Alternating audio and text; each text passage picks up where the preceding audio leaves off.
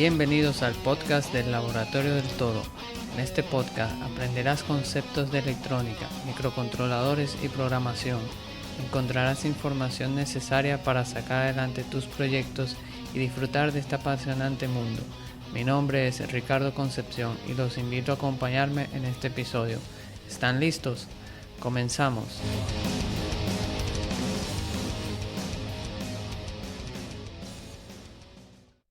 Bienvenidos al episodio número 25 del podcast El Laboratorio del Toro. En este episodio vamos a hablar de algo muy importante que tenemos que tener en cuenta cuando trabajamos con microcontroladores y son las entradas y salidas. Vamos a hablar de los tipos de entrada y salida que tienen los microcontroladores. En la sección de proyecto te hablaré sobre una integración que hice entre Adafruit y la plataforma IFTT que hablamos hace poco. Y por último, en el recurso, te hablaré de un sitio web donde puedes conseguir millones de datasheets de muchos componentes. Sin más, empezamos.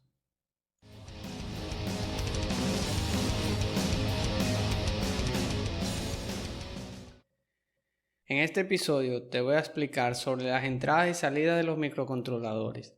Si tienes dudas o quieres afianzar tus conocimientos sobre este tema, te invito a que te quedes y escuches este episodio. Te aseguro que después de esto vas a tener una mejor comprensión de qué son las entradas y salidas de los microcontroladores. Los microcontroladores utilizan las entradas y salidas para tener contacto con el mundo exterior. A través de las entradas pueden obtener información necesaria para llevar a cabo alguna tarea. En cuanto a las salidas, le permiten al micro ejecutar alguna acción en particular. Por ejemplo, encender un LED para dar una indicación visual. Primero vamos a explicar qué es una entrada y qué es una salida. Vamos a hablar primero de las entradas. Una entrada permite que el microcontrolador pueda monitorear factores o agentes externos a él, como por ejemplo la activación de un interruptor, el pulsado de un botón o el valor que le entrega un sensor. Podríamos decir que a través de una entrada, el micro capta la información necesaria para ejecutar ciertas acciones. Las entradas pueden ser analógicas o digitales. Vamos a hablar ahora de la salida. Una salida permite al micro controlar otros dispositivos como por ejemplo diodos LED, motores, bocinas o buzzer. Los microcontroladores utilizan las salidas para ejecutar acciones que les fueron programadas. Al igual que las entradas, las salidas también pueden ser digitales o analógicas. Como ya mencioné, existen dos tipos de entradas y de salidas. Estas son las analógicas y las digitales. Vamos a hablar de cada una de ellas. Vamos a empezar por las digitales. Los microcontroladores son flexibles a la hora de trabajar con las entradas y salidas, ya que nos dan la posibilidad de configurar el mismo pin de ambas formas, es decir, puede ser en una entrada o puede ser una salida. Simplemente al iniciar las configuraciones de nuestro código, debemos hacer estas definiciones. Vamos a hablar de las entradas digitales. Las entradas digitales detectan un valor de voltaje alto o bajo, es decir, un 1 o un 0. Dependiendo de la tecnología, este valor puede variar. En la tecnología TTL, el voltaje bajo va de 0 a 0.8 y el voltaje alto va de 2.5 a 5 voltios. Para la tecnología CMOS, el voltaje bajo va de 0 a 1.5 voltios y el alto va de 3.5 a 5 voltios.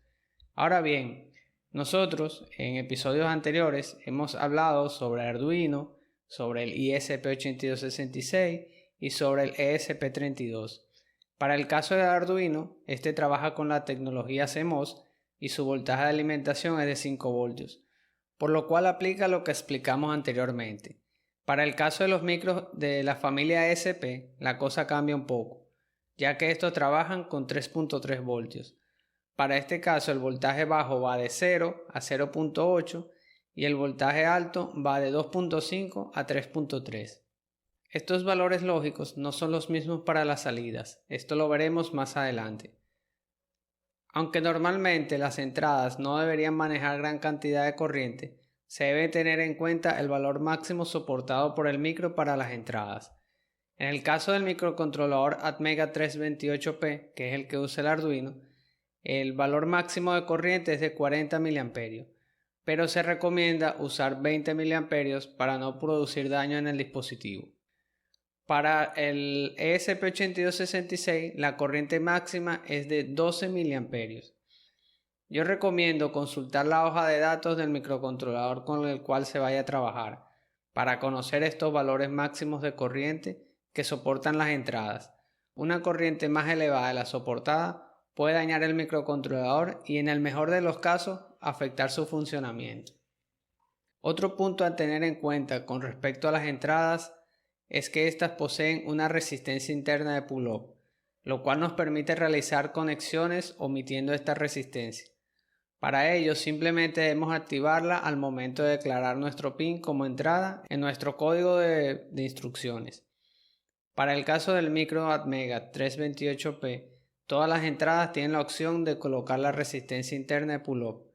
En cualquier caso, es recomendable validar cuando estemos usando un micro o tarjeta diferente si las entradas tienen resistencia interna de pull-up. Por último, y no menos importante, es que por defecto los pines de los microcontroladores vienen configurados como entradas. Vamos a hablar de las salidas digitales.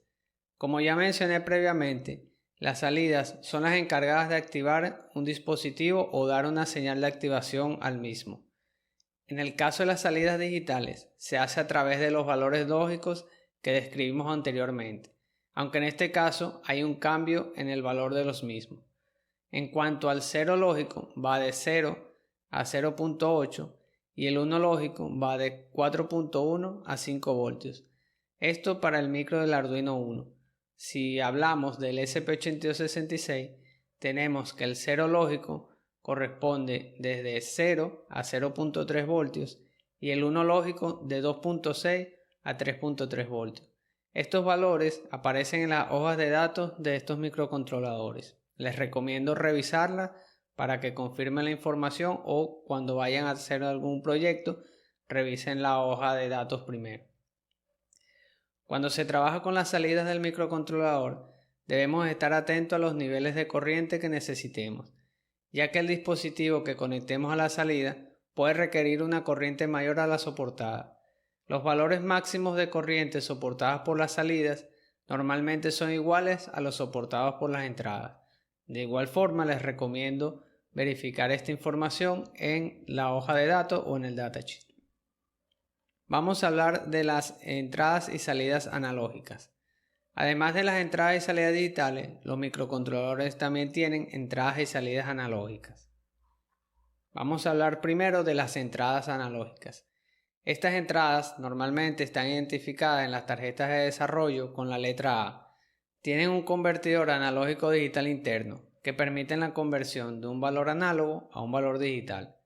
Estas entradas se usan para conectar sensores que le envían información de forma análoga al micro y este se encarga de convertirlo a digital para trabajar estos datos internamente. Hay que recordar que los microcontroladores trabajan con valores digitales, es decir, con ceros y unos. Un convertidor analógico digital tiene una resolución que se da por un número de bits. Mientras mayor sea este número de bits, mayor será la resolución. Esto quiere decir que puede medir valores más pequeños de la variable, lo cual lo hace más preciso. Los valores de resolución del convertidor analógico digital que normalmente tienen los micros es de 10 bits. Este valor, como todo lo que hemos comentado anteriormente, aparece en la hoja de datos de cada microcontrolador. Si vas a realizar el uso del convertidor analógico digital, te recomiendo que consultes la hoja de datos del microcontrolador. Algunos microcontroladores como el Atmega 328 o el ESP8266 tienen sus salidas análogas definidas.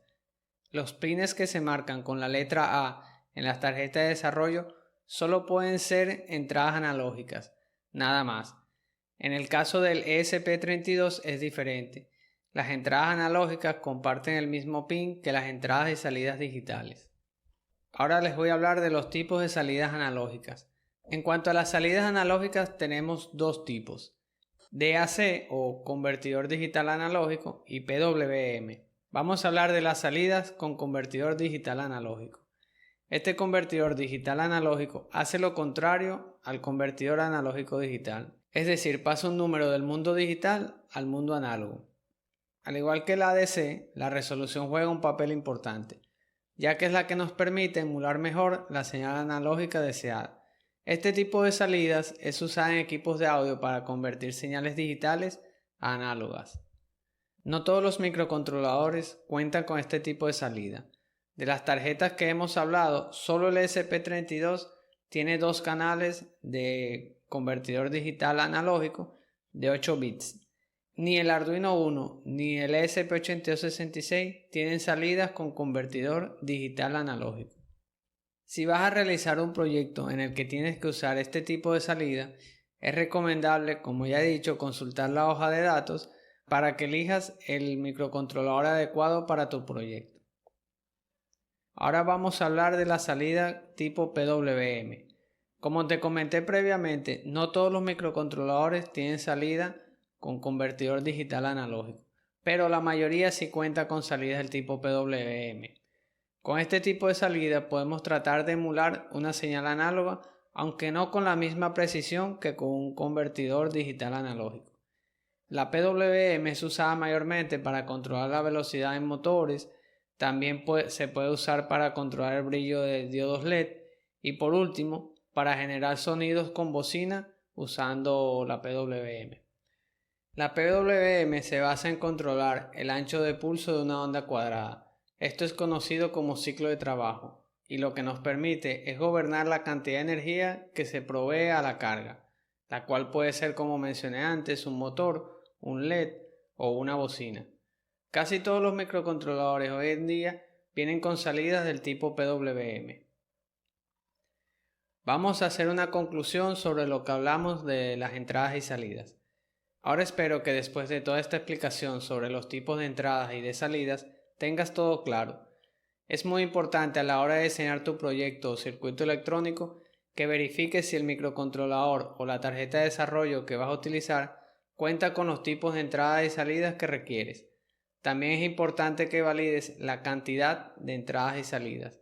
Si el proyecto es complejo, es posible que requieras un número grande de entradas y salidas, por lo cual debes elegir un micro adecuado para la aplicación que vayas a realizar. Ahora les presento el proyecto. El proyecto que te voy a comentar a continuación es una conexión que realicé entre la plataforma Adafruit y la plataforma IFTTT. Si ya has revisado la sección de proyectos, habrás notado que he publicado varios relacionados con dispositivos del Internet de las Cosas. Estos proyectos los conecto normalmente a la plataforma de Adafruit.io para almacenar los datos y crear dashboards o tableros donde se muestran gráficas con la evolución de los valores de las variables en el tiempo. Todo esto está muy bien, pero quería que de alguna forma esos dispositivos me avisaran si alguna variable llegaba o sobrepasaba cierto valor. Una forma que pensé fue a través de un correo electrónico. La plataforma de Adafruit.io tiene una manera de configurar un disparo para que cuando una variable llegue o supere un valor, realice el envío de un correo electrónico. Lo único malo es que esta opción no está disponible en el modo gratuito. La solución a este problema fue integrar la plataforma Adafruit con la plataforma IFTTT. Te dejo toda la información en las notas del programa de cómo realicé la integración paso a paso. De esta forma, cuando tengas un proyecto y quieras recibir un correo, una notificación que alguna variable ha alcanzado un valor, simplemente puedes hacer estas configuraciones y ya recibirás en tu teléfono o en tu computadora un correo cuando alguna variable alcance el valor que tú definas. Ahora les presento el recurso. Siempre he comentado la importancia de consultar las hojas de datos o los datasheets de los componentes que utilicemos en nuestros proyectos. Es muy importante saber antes de empezar a conectar los valores de alimentación, cuáles son los valores máximos soportados por el dispositivo, entre otras cosas. En esta oportunidad te quiero compartir un recurso que utilizo normalmente para buscar datasheets o hojas de datos. Se llama AllDatasheet. Este es un sitio web que tiene cerca de 50 millones de datasheets. Lo bueno es que mensualmente van actualizando un gran número. Espero que lo coloques entre tus marcadores o en tus sitios web favoritos y lo utilices cada vez que necesites la hoja de datos de algún componente. Recuerda que si tienes algún recurso que consideras que es útil y quieres compartirlo con la comunidad, no olvides que puedes escribirme al correo info@rjconcepcion.com. Y hasta aquí este podcast del Laboratorio del Toro. Puedes consultar las notas de este episodio en mi sitio web www.rjconcepcion.com en la pestaña podcast. Muchas gracias por acompañarme y nos vemos en el próximo episodio.